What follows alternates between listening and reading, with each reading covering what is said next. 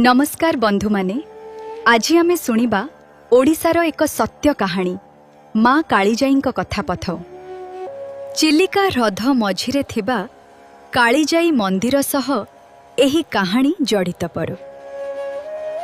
पुरुणा समय रे जाई नामरे एक सरल ओ निर्मल झियो थिला।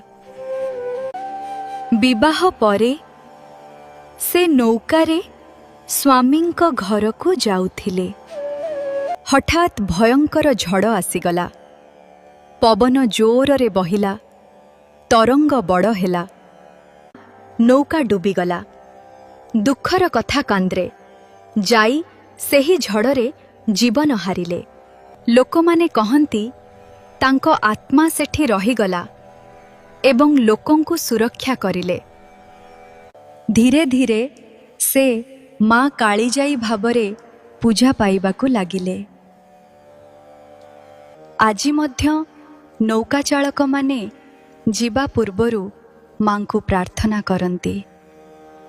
एही कहानी आमको सिखाए पते भक्ति और निर्मल मन मनीष को देवता करे। जय माँ कालीजाई।